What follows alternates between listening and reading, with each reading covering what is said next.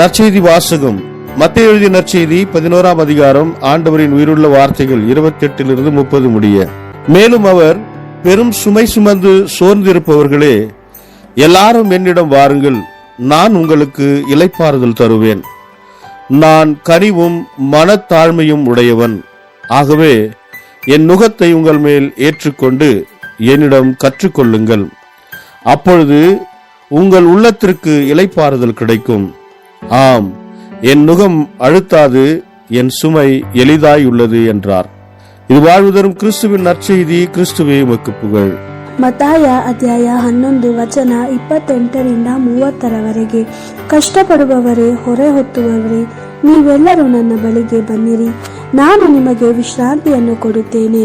ನನ್ನ ನೊಗಕ್ಕೆ ಹೆಗಲು ಕೊಟ್ಟು ನನ್ನಿಂದ ಕಲಿತುಕೊಳ್ಳಿರಿ. ನಾನು ಸ್ವಾತಿಕನು ದೀನನು ಆಗಿರುವುದರಿಂದ ನೀವು ನಿಮ್ಮ ಆತ್ಮಗಳಿಗೆ ವಿಶ್ರಾಂತಿಯನ್ನು ಕಂಡುಕೊಳ್ಳುವಿರಿ.